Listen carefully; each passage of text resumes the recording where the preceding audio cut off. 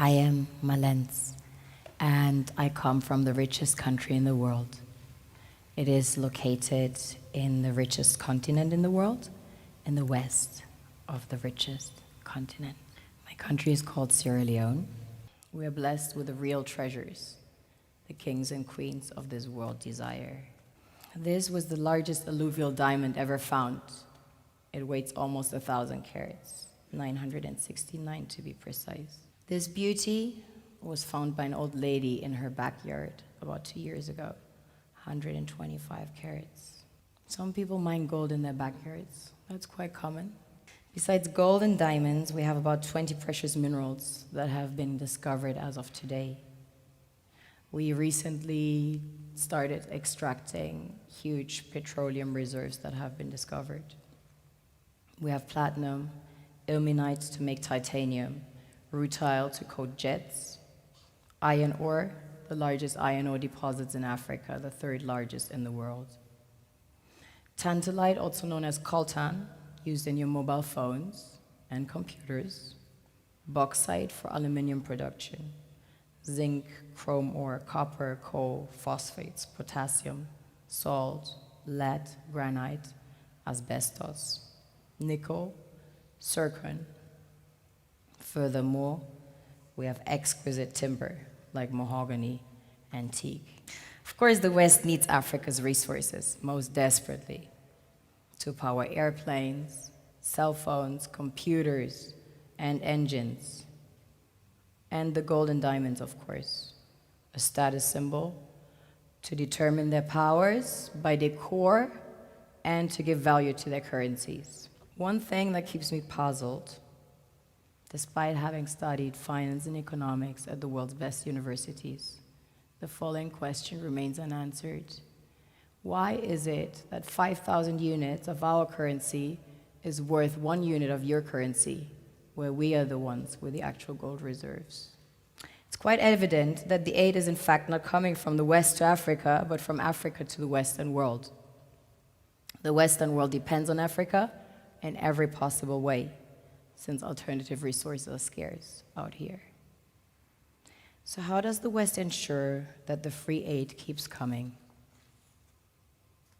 By systematically destabilizing the wealthiest African nations and their systems, and all that backed by huge PR campaigns, leaving the entire world under the impression that Africa is poor and dying and merely surviving on the mercy of the West.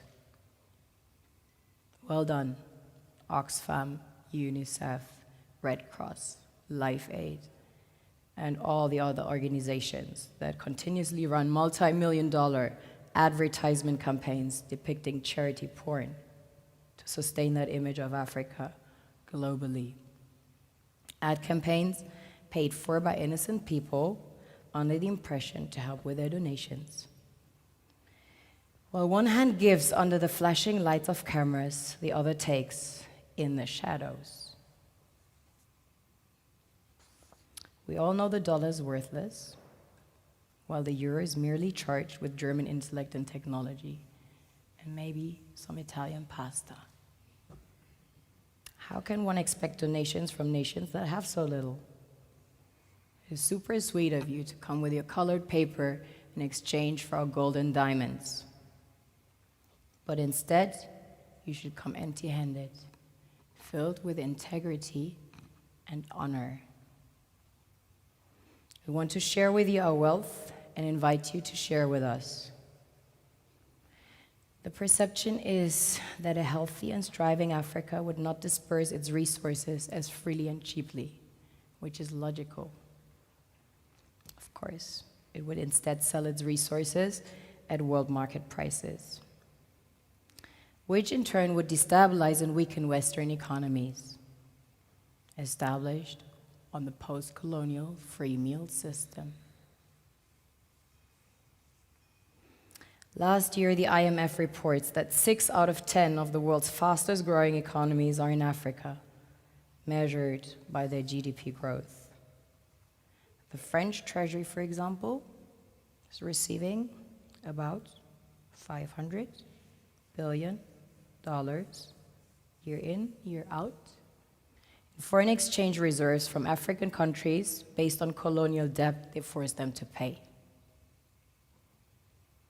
Former French President Jacques Chirac stated in an interview recently that we have to be honest and acknowledge that a big part of the money in our banks comes precisely from the exploitation of the African continent.